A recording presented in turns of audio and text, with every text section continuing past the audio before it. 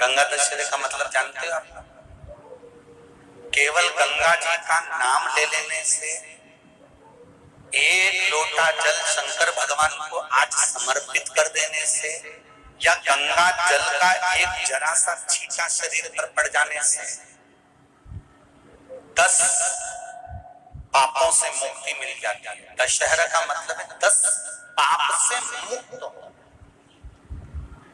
पहला पाप है किसी के घर का बिना पूछे कोई सामान उठाकर हमने भोग कर लिया हो, तो उस पाप से। गंगा दशहरे के 10 पाप से मुक्ति दिलाता है गंगा दशहरा। दूसरा, किसी ब्राह्मण, किसी गुरुजन को मुख से अपशब्द कह दिया हो, तो आज ही का दिन है जिस दिन पाप कर्म से मुक्ति मिल जाती है। तीसरा, किसी स्त्री को, किसी नारी को, किसी कन्या के प्रति, स्त्री के प्रति, नारी के प्रति अगर गलत सोच लिया हो या गलत कर्म हमने कर दिया हो, तो उस पाप से मुक्ति गंगा दशहरे का दिन दिला देता है। चौथा,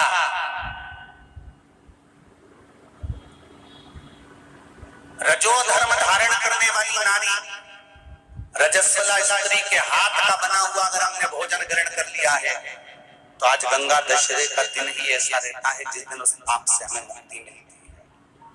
पांचवा, किसी के यहाँ सूतक, सूतक जानते हो या सावड़। सूतक का मतलब होता है किसी के यहाँ कोई मर गया और उसके यहाँ का तुमने भोजन या पानी ग्रहण कर लिया। सावड़ का मतलब होता है किसी के यहाँ बच्चा हुआ, तुम्हें मालूम नहीं था, उसके घर का 8 दिन का 10 दिन का तुमने भोजन या पानी ग्रहण कर लिया। सूतक या सावड़ का भोजन या अन्न पानी ग्रहण कर ले, तो 5वें नंबर का गंगा दशहरे का वर्णन करता है कि 5वां पाप, इस पाप से भी लोगों को मुक्ति मिल जाती है। 6ठे नंबर का वर्णन आया, किसी मंदिर की जगह पर या धर्म की जगह पर अपने अपना कब्जा कर लिया हो या धर्म की जगह को अपना बना लिया हो, तो उस पाप से मुक्त होने का एक साधन 6ठे नंबर का। 7वें नंबर का, झाड़ू लगाते समय, बुआरी लगाते समय छोटे छोटे जीव झाड़ू के नीचे मर जाते हैं, तो उसके पाप से मुक्ति गंगा दशहरे का दिन दिला जाता है। 8वें नंबर का, 8वें नंबर, जिस समय हम भोजन ग्रहण कर रहे हो और हमारे दरवाजे पर कोई व्यक्ति आकर बैठा हुआ है और हमने उसको भोजन का नहीं पूछा या उसका मुख झूठा ना कराया, तो उस दोष से वंचित हो जाए, उस दोष को समाप्त कर दे, तो गंगा दशहरे का। 9वें नंबर का, बेटी की शादी करी और बेटी की शादी करने पर बहुत सारा कन्यादान आया। उस कन्यादान में साड़ियां ज्यादा आ गई, सामान ज्यादा आ गया, मिक्सर 2 सेट आ गए, डिनर के 2 सेट आ गए, और मायके वालों ने 1 सेट अपने घर में रख लिया और उस मिक्सर में खूब सामान पीस के खाया, खूब निपटाया।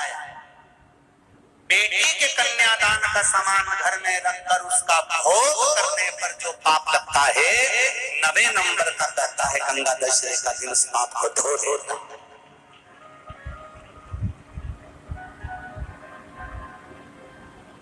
10वें नंबर का महाराज, यदि किसी तीर्थ में जाकर हमने कोई गलत काम करा होता है, तो गंगा दशहरे का ये आज का दिन हमारे पाप को वो धो देता है। ये गंगा दशहरे के 10 पाप को धोने के लिए मात्र एक दिन है गंगा दशहरे का दिन।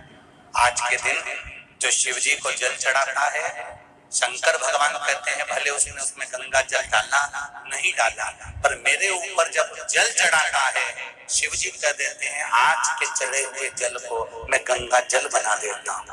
आज गंगा दशहरे का,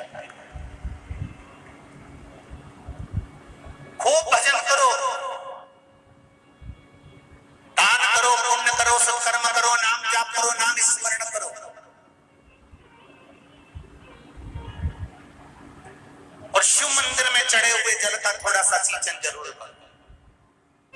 कुछ तिथियां होती हैं जिन तिथियों में अगर आप रोज गंगा का जल शंकर को नहीं चढ़ा सकते तो शिव महापुराण कथा कहती है, स्कंद पुराण कहती है, विष्णु पुराण कहती है, गर्ग संहिता कहती है, गीता पुरुष गोरखपुर का कल्याण का गंगा अंक कहता है कि कुछ तिथियां भारत की भूमि पर ऐसी वर्णित है जिन तिथियों में भी गंगा का जल हम शिव को अगर एक बूंद भी समर्पित कर रहे हैं, गंगा का जल मात्र एक आधी चम्मच भी, आचमन जितना भी अगर हम शिव को समर्पित कर रहे हैं तो उसका सुख आनंदित है। जैसे पंचमी तिथि, नवमी तिथि, दशमी तिथि, एकादशी, प्रदोष, पूर्णिमा, अमावस्या, ये तिथियां हमारे यहाँ जो दी गई हैं, इन तिथियों में अगर हम गंगा का मात्र थोड़ा सा जल भी अगर जल के पात्र में डालकर गंगा जी का जल थोड़ा सा भी शिव के पास लेकर जा रहे हैं तो ये एक भाव अपने भीतर होना चाहिए कि आप केवल गंगा का जल साधारण शिव मंदिर में समर्पित नहीं कर रहे हो, आप गंगा का जल भले अपने घर से लेकर जा रहे हो और थोड़ा सा भी जल ले जाकर अगर शिव को समर्पित कर रहे हो तो तुम्हारे भीतर ये भाव होना चाहिए कि मैं गंगोत्री से जल भरकर सीधे रामेश्वर में ले जाकर गंगा के जल को समर्पित कर रही हूँ। श्रावण के महीने में या अन्य महीने में आप शिव को समर्पित कर रहे हैं, ये आपके भीतर एक भाव उत्पन्न होना। एक बार गंगा में अगर डुबकी लगा ली है हृदय से, मन से,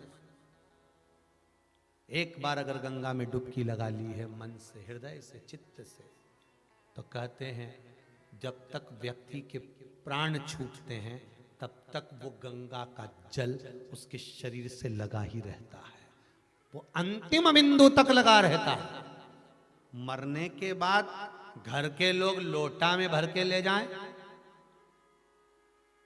खास खास अस्थियों को, कोई पूरी तो अस्थि ले ही नहीं जा सकती, इतनी सारी कौन ले जाए, तो वो अम्मा के दांत, उंगली, एक आध खोपड़िया, ऐसी 4, 6, 8 अस्थियां ढूंढ के झोली में भर के फिर लेके जाए गंगा।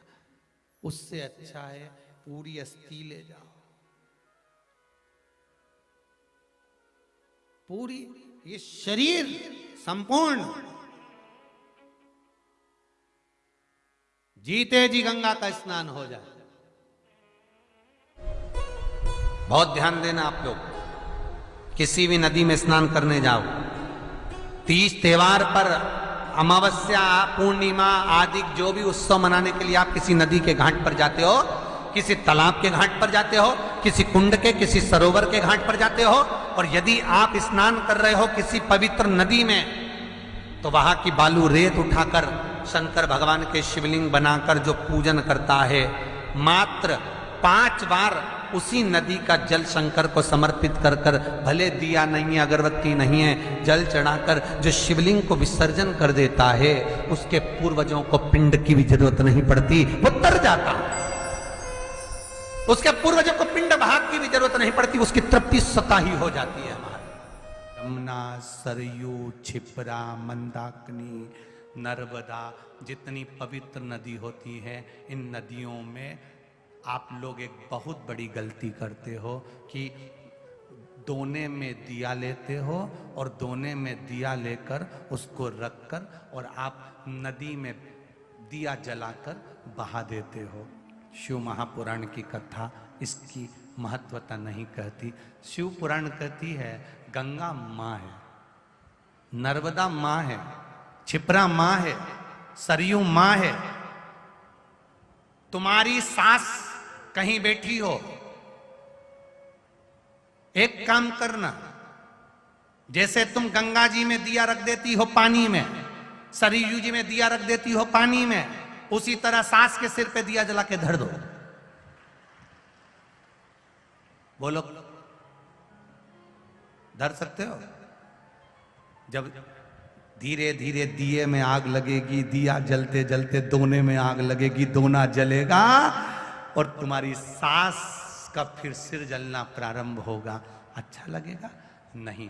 गंगा में दिया छोड़ा, दिया जलते जलते हवा में दोना जला, दोना जला तो वो गंगा का जल में चोट पहुंची। गंगा कहती है तो पुण्य कमाने आई थी और मुझे आग लगा के जा रही है।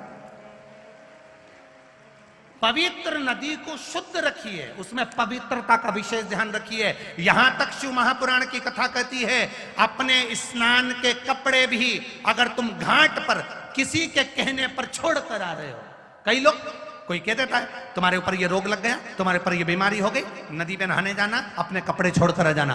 पहले तो वो महाराज ढूंढो जिसने कहा कि पवित्र नदी पर अपने कपड़े छोड़कर आओ। नदी को हमेशा, पवित्र नदी को पवित्र रहने दो। मेरे राम जी जब चित्रकूट होते हुए चले गए, मेरे राम जी जब अयोध्या से लंका तक गए, बीच में इतनी पवित्र नदी पड़ी थी, मेरे राम जी ने एक जगह पर अपने वस्त्र को नहीं छोड़ा, न वस्त्र को पानी में निचोड़ा। मेरे राम जी ने स्नान करा, स्नान कर कर पानी ले जाकर दूर अपने वस्त्र को निचोड़ा, कहीं ये मेरे वस्त्र का पानी पवित्र नदी में ना चले जाए। वो मेरे राम थे जो मार्ग बताते जा रहे थे। और आज के जमाने में लोग, एक जनी ने दिया जला के छोड़ा, बड़ी खुश हुई, वो भेरिया वो भेरिया वो भेरिया वो भेरिया वो भेरिया इतनी दूर तक चले गया। अब गंगा जी ने भी कह दिया अब की तो आ गई, अगली बार आ, अगली बार आ।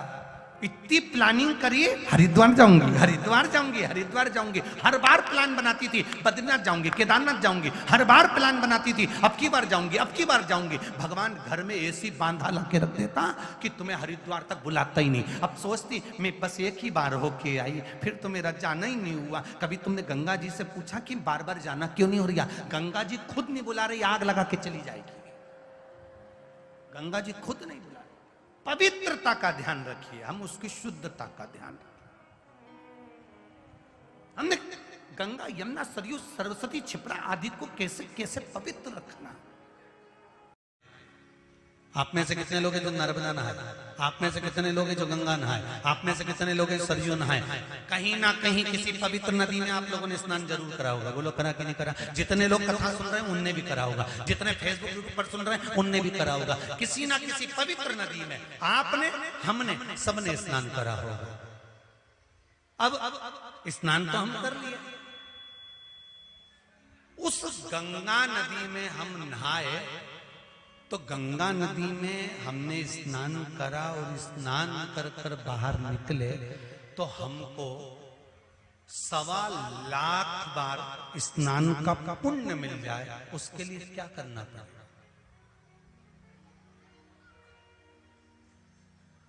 एक डुबकी लगाए हो मारा और कह रहे हो कि 1.25 लाख डुबकी का फल चाहिए, तो क्या करोगे? 1.25 लाख डुबकी का फल पाने के लिए क्या करना पड़ेगा? केवल एक काम, जिस पवित्र नदी का स्नान कर रहे हो उस पवित्र नदी की बालू का, बालू मतलब रेत का, बालू का शिवलिंग का निर्माण करना, उसका पूजन करना। पूजन कर कर जो बत्ती जोड़कर 108 बत्ती बनाई है, पूजन कर कर एक दिए में वो बत्ती, उस जो बालू का शिवलिंग बनाया है, पार्थिव शिवलिंग का निर्माण करा है, जो तुमने किसी गंगा, सरयू, नर्मदा, क्षिप्रा, मंदाकिनी, नर्मदा आदि पवित्र नदियों के तट पर स्नान करते समय तुमने जो शिवलिंग बनाकर पूजन करा है, उसके सामने वो बाती को जला देना, उसी से आरती उतार लेना, वो बाती वहां लगाकर छोड़ देना और छोड़ने के बाद उस शिवलिंग का फिर विसर्जन कर देना। विसर्जन कर कर उसी जल को अपने ऊपर छींट लेना। 1.25 लाख डुबकी का फल एक ही क्षण में प्राप्त होता है।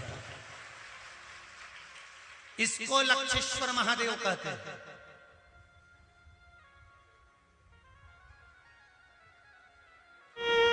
दो जगह पर धान, धान जानते हो? चावल, जौ, चावल, धान माना गया। ध्यान दीजिए, एक किसी नदी के तट पर, पवित्र नदी जो भी हो, गंगा, यमुना, सरयू, सरस्वती, इस नदी के घाट पर थोड़ा सा भी चावल का 8 दाना भी, 10 दाना भी, एक चुटकी चावल भी अगर हम पटक देते हैं, दान दे देते हैं, घाट पर रख देते हैं, तो कहते हैं वो दान कभी छिन्न नहीं होता, कभी समाप्त नहीं होता। एक घाट का दान, दूसरा तीर्थ का दान। तीर्थ से मतलब है किसी पुरी में, मोक्षपुरी में आप पहुंचे हैं, अयोध्या, कांची, अवंतिका, मथुरा आदि कादिक जिस पुरी में हम पहुंचे हैं, उस पुरी में आपने अगर अन्न का एक दाना भी दान दिया है तो वो महाराज छिन्न नहीं होता, वो भी अजर और अमर, उसकी भी अमर, उससे नष्टता नहीं होती। ये उसी तरह से है जैसे किसी के शरीर में चर्म रोग हो गया हो, मान लो किसी का शरीर कहीं से काला पड़ गया, कहीं चट्टे बढ़ गए या सफेद पड़ गई चमड़ी और चर्म रोग हो गया, तो उसके लिए जैसे पीपल के पत्ते पर शहद लगाकर, उसमें चंदन लगाकर, पत्तों को जोड़कर शंकर के शिवलिंग पर लेपन करने के बाद उसी पत्ते को शरीर पर मल लिया जाता है और आधे घंटे बाद स्नान कर लिया जाता है तो चर्म रोग समाप्त होने लगता है और चर्म रोग की समाप्ति हो जाती है। भले चमड़ी कितनी भी सफेद हो रही हो, वो चमड़ी अपने रंग में आना चालू हो जाती है। तो जैसे चर्म रोग के लिए सुख का भान है, उसी तरह शिव उपासना के लिए दान का बड़ा महत्व है कि हमें 2 जगह कर किया गया दान। एक कहां, जम के बोलो, किसी पवित्र नदी के घाट पर रखना है, भले 2 दाने 4 दाने रखो, 6 दाने रखो, पर अन्न का दाना। और दूसरा कहां, मोक्षपुरियों में,